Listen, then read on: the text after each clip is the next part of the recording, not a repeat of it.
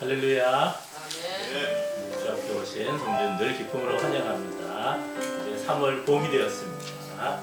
또 4월달은 3월은 사순절 기간이죠. 예수님을 생각하는 그런 시간이 되기를 바랍니다. 하늘에서 찬란하게 빛나는 주님의 영광, 그분이 이 땅에 내려오셨습니다. 우리 함께 3월달 동안 예수 우리들의 말씀 위에 찬양을 같이 하겠습니다.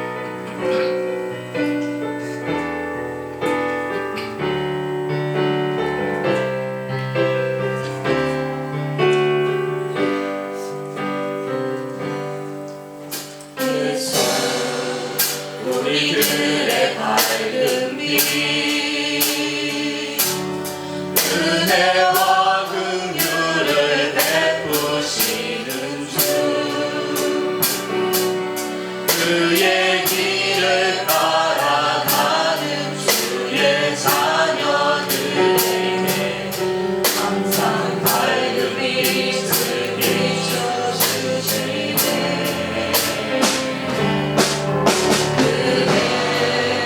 구원의 주 하나님 공의로 세상을 다스리시네.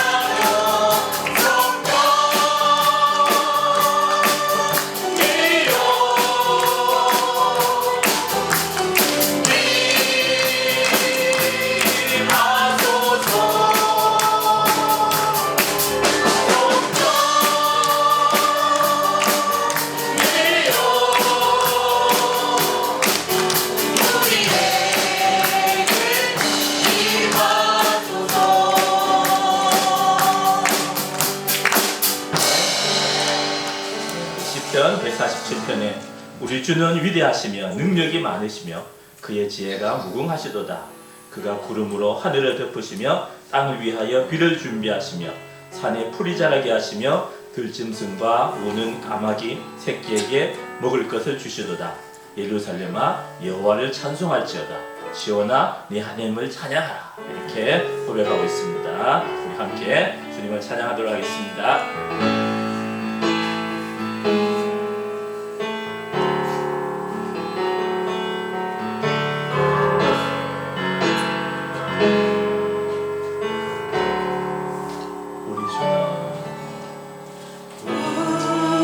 우리 주는 위대하며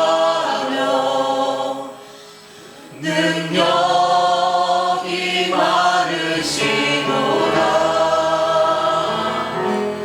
그의 지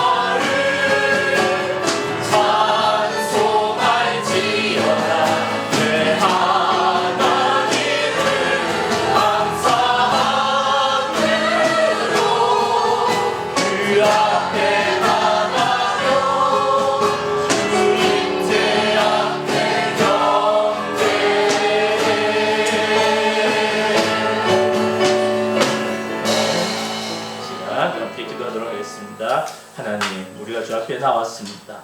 하나님께서 우리에게 밝은 빛 비추어 주시고 우리의 삶을 새롭게 해주십시오. 오늘도 귀한 목사님을 통해서 복된 말씀 들려주시기를 소망합니다. 함께 기도하겠습니다. 하늘 하나님 감사합니다. 저에게 주 예배에 나올 수 있도록 은혜 주시니 감사합니다.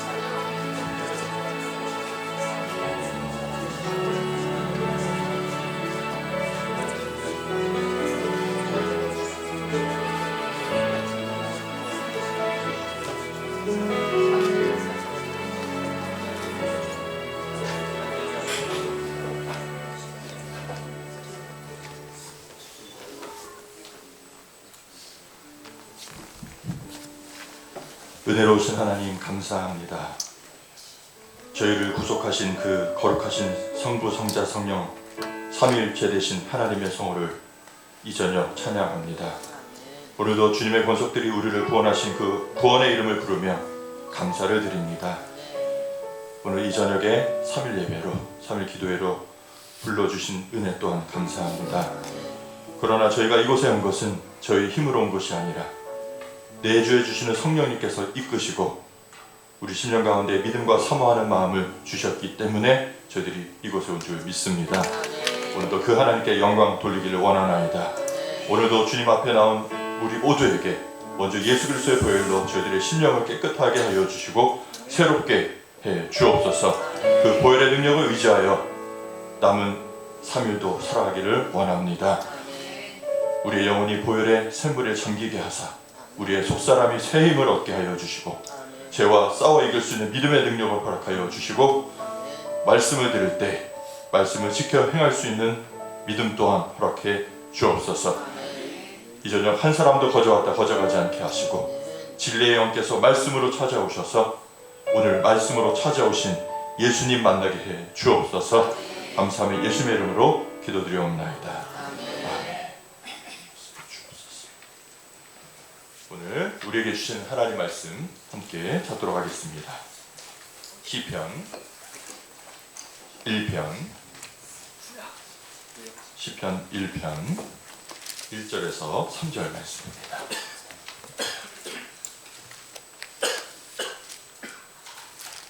시편 1편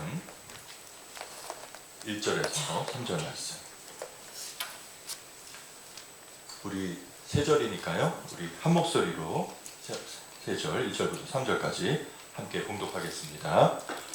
복 있는 사람은 악인들의 꾀를 따르지 아니하며 죄인들의 길에 서지 아니하며 오만한 자들의 자리에 앉지 아니하고 오직 여호와의 율법을 즐거워하여 그의 율법을 주야로 묵상하는도다. 그는 시냇가에 심은 나무가 철을 따라 열매를 맺으며 그 잎사귀가 마르지 아니함 같으니 그가 하는 모든 일이 다 형통하리로다. 아멘. 오늘 우리에게 주신 하나님 말씀입니다. 제가 예전에 몇 개월 전에 수요예배를 참여한 적이 있는데 그때 인사한 분도 기억이 납니다. 그때 무슨 말씀을 이렇게 전하시나 이렇게 들었는데 에스겔 말씀을 이렇게 강의하시면서 여러분들이 잘 들으시는 걸 봤습니다. 깜짝 놀랐습니다. 수준이 있구나. 웬만해서는 사실 교회에서 선지서 혹은 예언서가 어렵기 때문에 잘 이렇게 다루지 않거든요. 네, 그것을 들으시는 것을 보면서 야, 수준이 있구나 그렇게 생각하고요. 제가 시편을 그러면 강의해도 되겠다라는 생각을 들었습니다. 그래서 오늘부터 수요 예배는 시편부터 이렇게 1편부터 쭉 함께 말씀을 살펴보려고 합니다. 아멘. 네, 벌써부터 아멘이. 용민이 잘했어. 네. 성경 중에는요, 고난 중에 있을 때 시편처럼 좋은 성경이 없다고 저는 개인적으로 생각해요. 어려움이 왔을 때, 또 고난 가운데 있을 때 저는 늘 시편을 읽었습니다.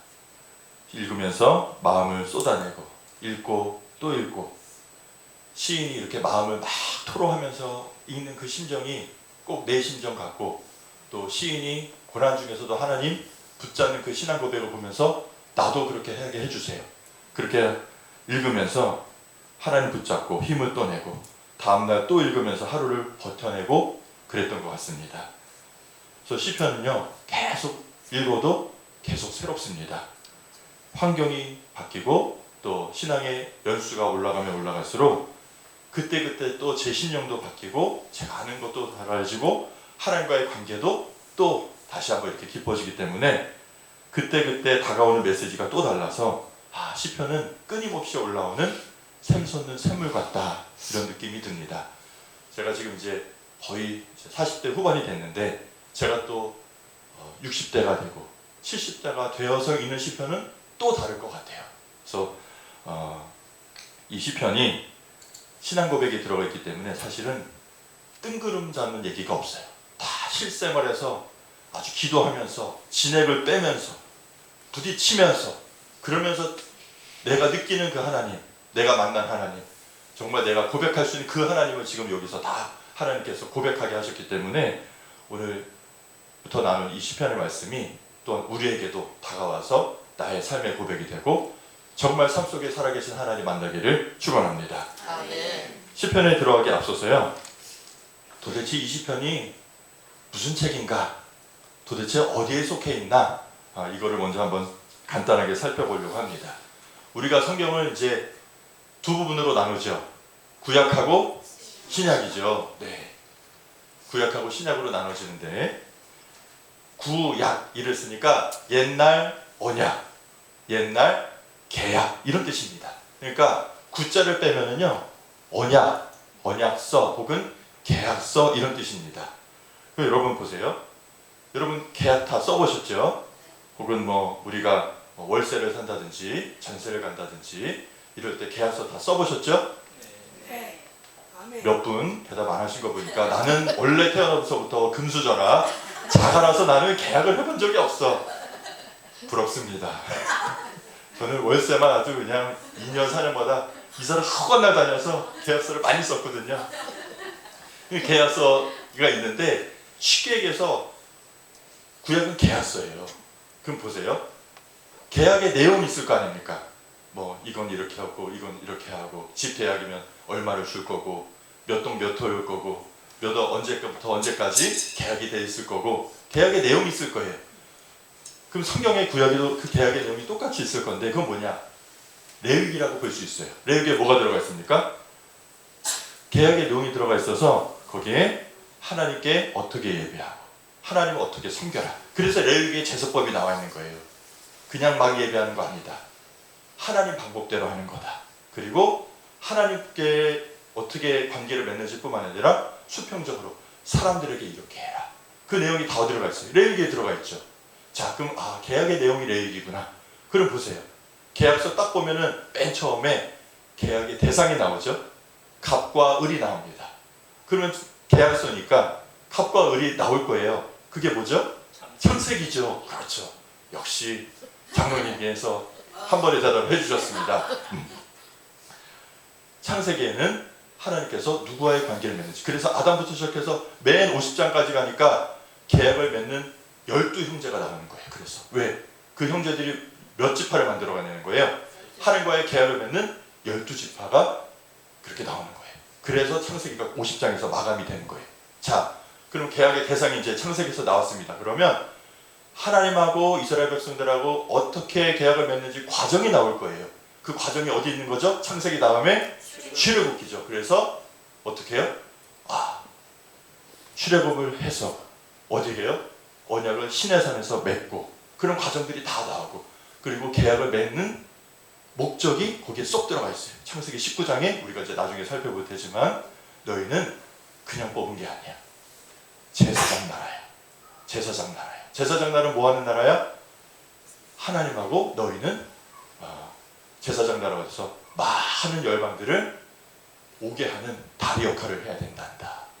그래서 하나님께서 출애굽기를 만들어 주셨어요. 그래서 이런 과정을 통해서 계약을 맺었구나. 그러면 계약을 받자마자 이거를 이행하기가 어려우니까 하나님께서 계약을 또 언약을 지킬 수 있는 훈련을 주셨어요. 그게 뭐예요? 광야에서 민수기죠. 민수기. 그리고 마지막에 신명기는 뭐냐면 1세대와 2세대들이 달라지니까 언약을 한번 갱신하는 거예요. 재계약. 우리 재계약 해보셨죠? 아멘. 네. 네. 월세 사신 분들이 계시군요. 재계약. 네. 아유 지긋지긋해. 한 달에 왜 이렇게 빨리 오는지. 네. 갱신하는 거예요. 그 신명기가 있습니다. 그래서 이제 창출 레민신이 계약서입니다. 이제 계약을 맺었어요. 그러면 계약을 맺은 하나님의 백성들이, 이스라엘 백성들이 계약대로 잘 살았나 못 살았나가 나와야 될 거 아니에요. 그게 역사서입니다. 어떻게 시작되는 거예요? 여호수아서부터 쭉 이렇게 나오는 겁니다. 그래서 역사서가 뭐냐? 언약대로 이행했는지를 기록한 책이에요. 그래서 여호수아, 사사기, 룻기, 사무엘서, 열왕기서, 뭐 역대서, 에스라, 느헤미야 이렇게 쭉 나오죠. 에스더, 다니엘. 자, 그런데 이스라엘 백성들이 언약을 잘 지켰으면 성경이 줄었을 겁니다. 근데 지금 66권이잖아요. 저는 66권인데 여러분들은 뭐 모르겠어요? 66권이 안 될 수도 있어요. 언약을 잘 지켰으면. 근데 말을 안 들으니까 하나님께서 하나님의 입을 보내시는 거예요. 예언자들을 보내시고 선지자를 보내셔서 이렇게 살면 안 돼. 이렇게 뭐 혼난다. 돌아오거라. 이게 뭐예요? 그래서 선지자를 믿는 거예요. 하나님께서 경고의 메시지 주시는 거예요. 제발 돌아오너라. 그래서 선지서가 이렇게 많은 거예요. 말을 잘 들은 거예요? 안 들은 거예요? 안 들은 거죠. 네, 그래서 이렇게 되어 있어요.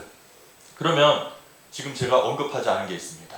시편, 잠언, 전도서 이런 건 뭐냐? 아가서 이런 것들은 이건 뭐냐면 언약을 가진 백성들이 살아가면서 하나님을 향한 고백이 있을 거 아니에요. 이게 성문서입니다. 성문서는 뭐라고 그러냐? 욥기, 시편, 잠언, 전도서, 아가서. 하나님의 말씀을 따라 살았던 사람들이, 언약을 붙잡고 살았던 사람들이 실생활에서 그 경험하고 그것을 고백하고 하나님 앞에 삶을 통해서 깨달은 그 지혜를 기록한 책이에요. 그래서 성문서라고도 하고 지혜서다 이렇게 얘기도 해요. 어쨌든 이거는 뭐냐? 언약을 가진 백성들이 하나님께 드린 고백, 그리고 거기서 깨달은 지혜, 이거예요. 그럼 구약 끝. 네, 끝났습니다. 네, 구약 끝났어요. 근데 시편은 성문서에 들어가 있어요. 이 성문서는 언제 사용하냐면 예배 때 사용합니다. 예배 때. 그래서 예배 때 사용한다 그래서 거룩한 문서, 그래서 성문서다 이렇게 얘기합니다. 그래서 예배 때 부르는 찬양이 거의 다 시편입니다. 오늘도 비준비하시도다. 이 시편 말씀이거든요. 오늘 저랑 코드가 맞으셨습니다. 상의한 거 아닙니다. 네. 시편을 읽고요. 묵상하면서 사실은 시편 속으로 들어간다는 것은요. 예배로 들어간다는 뜻이에요. 왜? 시편은 예배 때 부르는 사용했던 시이기 때문에 그래요.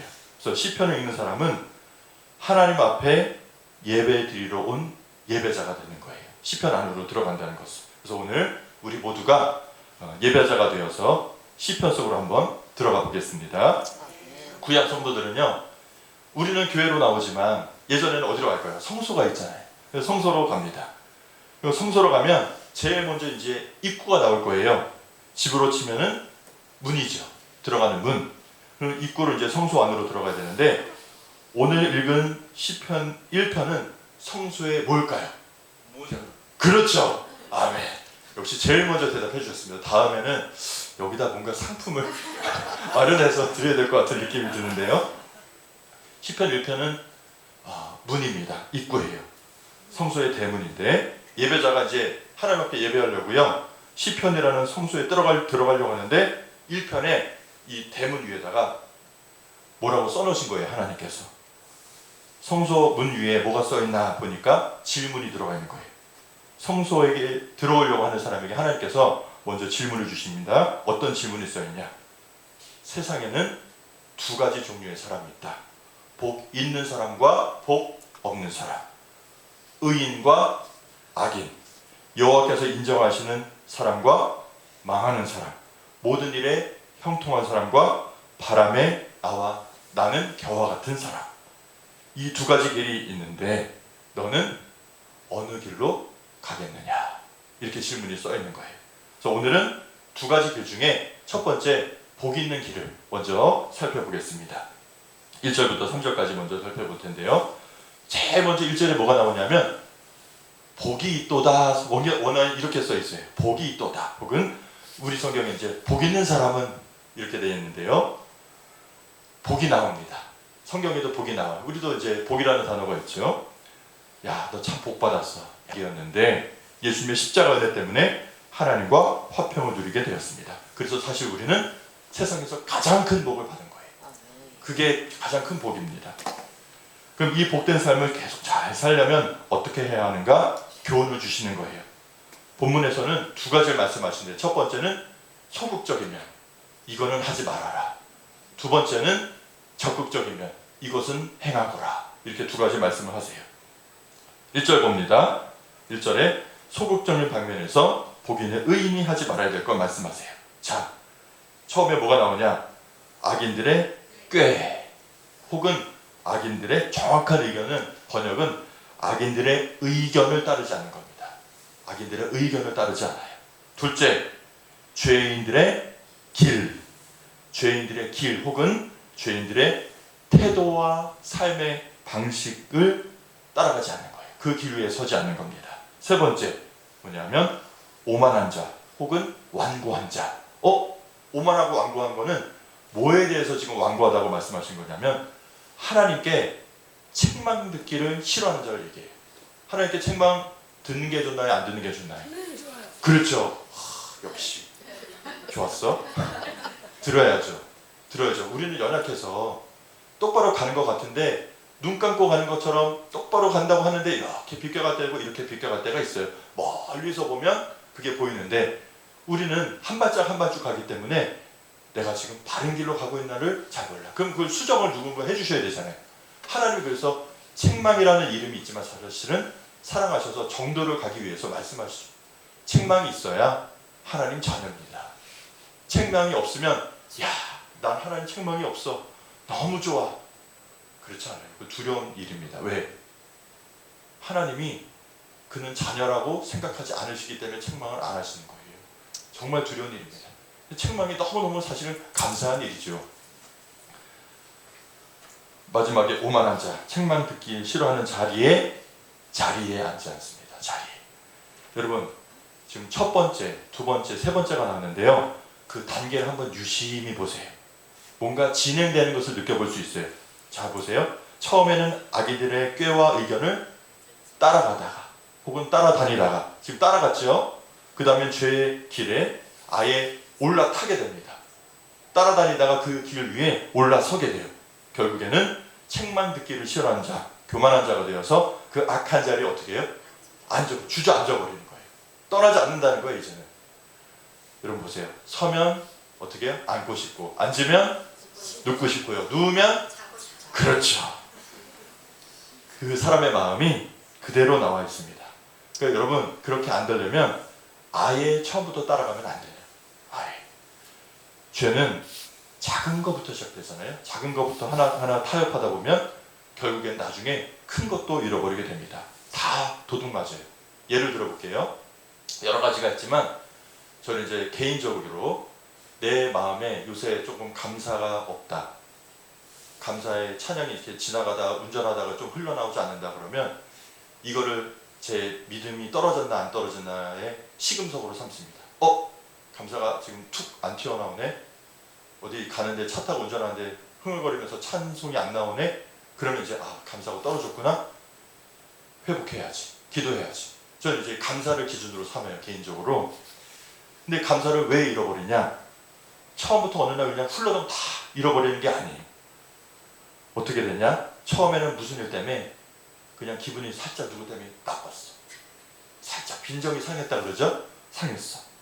그 다음에 입이 삐쭉 나왔다가 그 다음에는 입술에서 슬그머니 불평이 나오기 시작해요. 불평이 나오면 나 혼자 간직하고 싶나요? 누구하고 입 안으로 떨고 싶나요? 그렇죠. 역시 쿵짝에 맞아. 저랑 비슷한 사람이 많으시네요. 그 다음부터는 입술로 뭘 하냐면 전문 용어로 백설공주가 됩니다. 백설공주 모르세요? 이 성경이 안 나와서 이걸 모르시는구나. 제가 알려드릴게요. 잘 적으세요. 백설공주는 뭐냐면 백방으로 돌아다니면서 설치는 공포의 주둥아리를 백설공주가 입술로 입하고 떨면서 확인도 안 하고 그냥 지레지하게 저런 것 같아 아주 그냥 나 비가 상한다 이러면서 막 이렇게 하는 거를 이제 아셨죠? 백설공주. 이렇게 되는 거예요. 그러면 이게 원망이 튀어나오잖아요. 이게 다른 사람하고 입술에서 그게 튀어나오는 순간 감사의 능력은 사라지는 거예요. 감사가 사라져요. 다른 사람 정죄하고 비판하는 사람일수록 그 마음에 감사가 있냐? 절대 그렇지 않아요. 물과 기름이랑 같이 있을 수가 없어요. 털어버리고 하나님 앞에 잘못했으면 회개하고 입술을 다시 정결케 하옵소서 하고, 그리고 회개해서 감사의 능력을 회복하든지, 아니면 그냥 같이 뭉개서 그냥 이것도 아니고 저것도 아닌 채로 살아가든지. 그래서 우리는 처음에 조심해야 돼요. 처음에 삐죽거릴 때, 나 빈정상할 때 하나님, 이거 내 영혼에 좋지 않은 것 같아요. 오늘 기도하면서 털어버리게 해주세요. 이렇게 기도해야 될 줄 믿습니다. 네. 그래서 감사를 도둑맞으면 안 돼요. 여러분, 사단에게 감사를 도둑맞는 것은 내가 돈, 집에 있는 금 잃어버린 것과는 비교할 수 없어요. 오늘 여러분 장롱 속에 있는 금, 오늘 하룻밤 지나고 나니까 다음날 없어졌어요. 너무너무 속상하죠? 그리고 내가 어디다 잘못 뒀나 찾으시나요? 안 찾으시나요? 찾으셔야죠. 반드시 찾으셔야죠. 이 소중한 금, 지금 금값도 올라가고 있는데 이거는 나는 지켜야 된다. 누가 훔쳐갔나? 찾지요. 감사는 금보다 귀해요. 찾아야 됩니다. 마음속에서 잊어버리면 회개하고 찾아야 돼요. 사단은 근데 감사를 처음부터 흘러당 가져가냐? 그렇게 도둑질하냐? 아니에요. 작은 거부터. 그래서 여러분, 우리가 작은 곳에서 물 새는 것부터 경계하고 조심해서 처음부터 원천봉쇄해야 됩니다. 네, 그래서 우리가 악인들의 자리에 앉지 않기를 축원합니다. 2절 보겠습니다. 적극적인 방면으로 복 있는 자가 행해야 될 것. 복된 자가 적극적으로 해야 될 것은 뭐냐? 말씀이라고 하세요. 말씀. 여호와의 율법 혹은 율법은 뭐냐면요, 자꾸 우리가 신약성에 율법 하잖아요. 율법에 구약에 뭘 나타내냐면 창출, 레민신, 모세, 오경, 요 5권을 율법이라고 신약에 번역을 해놨어요. 혹은 토라라고도 하는데 어쨌든 요 5권을 율법이라고 하거든요. 근데 이 율법을 주야로 묵상하는 거예요. 계속 이 계약서를, 언약서를, 이 5권을 계속 이 언약을 묵상하면서 이 말씀 속에서 뭘 찾아가려냐면 그냥 막연하게 읽는 게 아니라, 글자 읽는 게 아니라 이 안에서 하나님과 바른 관계를 맺는 법을 계속 읽어라. 마음속에 젖어들게 하라는 거예요. 젖어들게. 머리로 교리로 하는 게 아니라 마음속에서 나도 모르게 신령의 말씀을 계속 넣어놔서 내 마음이 말씀에 젖어들게 하라. 인간이 걸어가야 될 뜻을요, 하나님께서 다 말씀해 주셨어요. 특별히 창세기에서 말씀해 주셨거든요. 그래서 제가 창세기 강의를 하려고 하는데 주일부터 그 말씀 안에 하나님과의 관계, 사람과의 관계를 잘 맺어서 하나님 나라를 이루는 삶을 배울 수 있어요. 하나님 관계, 이웃 관계, 이거를 2개를 늘려놓은 게 뭐예요? 십계명이죠. 이걸 늘려놓은 게 뭐예요? 레위기 말씀이죠. 이걸 더 늘려놓은 게 뭐예요? 창출, 레민신, 이런 거예요. 사람의 기쁨은 어디서 찾을 수 있냐? 하나님 말씀하시기를 여호와의 율법에서, 여호와의 명령에서, 여호와의 규례에서, 여호와의 말씀 안에서 너희들은 찾을 수 있어. 이렇게 말씀하세요. 기쁨은 말씀을 주야로 묵상하는 자에게 주십니다. 그러니까 복된 사람이 되길 원한다 그러면요, 말씀 안에서 하지 말아야 될 걸 하지 말고요, 말씀 안에서 언약대로 행해야 될 것을 지켜 행하는 사람입니다. 이렇게 살면 어떻게 되냐? 3절입니다. 복된 사람의 상태를 뭐로 비유해 주시냐면 아주 그 당시에 사람들에게 꼭 맞는 비유로 하시는데 그게 시냇가에 심은 나무입니다. 우리는 시냇가가 흔해요. 그죠? 시냇가가 흔해요. 근데 이스라엘은 시냇가가 흔하지 않아요. 엄청 귀합니다. 물이 귀해요. 그래서 이렇게 비유를 해주신 거예요. 여기서 시냇가에 심었다 할 때 심었다는 것은요, 나무를 옮겨 심었다 이런 뜻을 갖고 있어요. 처음부터 거기 심긴 게 아니에요. 하나님이 옮겨주셨다. 우리도 예수님께 접붙임 바 되어졌잖아요. 옮겨주신 거죠. 하나님께서 죄인을 하나님 말씀으로 말미암아 불러주셔서 말씀 가운데 살아가니까 의인이 되어서, 하나님과 바른 관계를 맺어서 의인이 되어서 시냇가로 옮겨주셔서, 그럼 그 사람은 어떤 나무가 되냐? 철을 따라 열매를 맺고 잎사귀가 마르지 않는다 이렇게 말씀하십니다. 그러니까 하나님 말씀하시고자 하는 그 의도가 뭐냐면 나무가 좋아서 철 따라 열매 맺는 게 아니다라는 거예요. 뿌리가 튼튼하다고 해서 너희가 열매를 맺을 수 있는 게 아니다.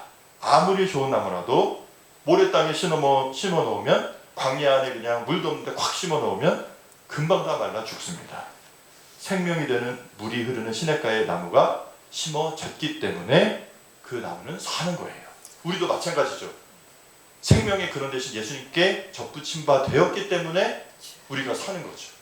거기서 끊어지면 우리도 그 순간 영적인 생명은 사라지는 겁니다.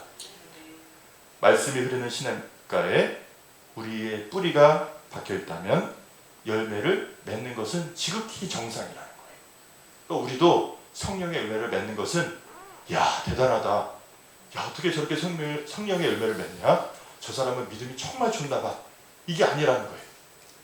정상적으로 시냇가에 심어 있는 사람은 열매를 맺는 게 정상이에요, 비정상이에요? 그게 정상이라는 거예요. 그게 정상이에요. 그리고 이런 사람은 하나님께서 복 있는 사람이다 이렇게 말씀해 주세요. 그럼 악한 자들은 어떤 사람인가? 이거는 시간이 다 되어서 다음 주에 이어서 살펴보겠습니다. 여러분 말씀을 정리하겠습니다. 오늘 살펴본 것처럼 복 있는 자는 첫째, 하나님과 바른 관계를 맺은 사람. 그 복 있는 사람은 하나님 싫어하는 악한 자리에 절대 앉지 아니하고 오직 하나님 뜻이 들어가 있는 그 말씀을 가까이에서 말씀에 젖어서 말씀대로 그 안에서 살아가는 자. 그 언약을 지키는 게 내 기쁨이 되는 자. 하나님을 기뻐하는 것이 내 힘이 되는 자. 하나님이 이 말씀을 주신 건 나에게 야 이거 지켜라 내 어깨에 짐을 이렇게 얹어 놓으신 게 아니라 하나님 분명히 신명기에 말씀하셨듯이 이것은 내 행복을 위하여서 너에게 주는 여호와의 명령이 아니냐 이렇게 말씀하셨거든요. 누구의 행복을 위해서 주신다는 거예요? 하나님은 자신 있게 말씀하시는 거예요. 말씀을 주실 때 너희 짐이 아니라 이것은 너의 행복을 위해서 주는 여호와의 명령이다. 말씀은 우리에게 행복을 주는 거예요. 사실은 바라기는 하나님 안에서 하나님 주시는 기쁨과 희락과 감사 안에서 살아가기 위해서 늘 말씀을 우리의 심령에 가득가득 집어넣고 말씀이 거기서 그치는 게 아니라 내 심령에 젖어드는 그래서 하나님과 바른 관계를 맺은 그 심령 가운데 열매를 하나하나 맺어가는 저와 여러분 되기를 간절히 축원합니다. 기도하겠습니다. 하나님 감사합니다. 오늘 시편 말씀을 통해 어떤 자가 복 있는 자인지 다시 한번 깨닫습니다. 위로는 하나님과 바른 관계를 맺고 옆으로는 내 주위의 사람들과 좋은 관계를 맺게 도와주옵소서. 내 행복을 위하여 내게 명령하는 여호와의 명령과 규례를 지킬 것이 아니냐 이렇게 말씀하신 것처럼 말씀이 우리의 짐이 아니라 우리의 행복을 위한 것임을 알고 말씀 안에서 주시는 즐거움과 성령의 희락을 누리며 살게 도와주옵소서. 남은 3일도 하나님 우리 성도님들과 가정들을 지켜주시고 악한 것 일절 틈타지 못하게 하여 주시며 말씀의 방패로 빛으로 하나님 우리 모두를 지켜 주옵소서. 혹시 하나님 오늘 몸이 불편하여 또 사정 때문에 직장 때문에 나오지 못한 그런 심령도 하나님께서 기억하여 주시고 있는 자리에서 하나님 은혜로 함께하여 주옵소서. 감사하며 예수님의 이름으로 기도하옵나이다. 아멘. 하늘에 계신 우리 아버지여 이름이 거룩히 여김을 받으시오며 나라가 임하시오며 뜻이 하늘에서 이루어진 것 같이 땅에서도 이루어지리이다. 오늘 우리에게 일용할 양식을 주시옵고 우리가 우리에게 죄 지은 자를 사하여 준 것 같이 우리 죄를 사하여 주시옵고 우리를 시험에 들게 하지 마시옵고 다만 악에서 도와주옵소서. 나라와 권세와 영광이 아버지께 영원히 있사옵나이다. 아멘.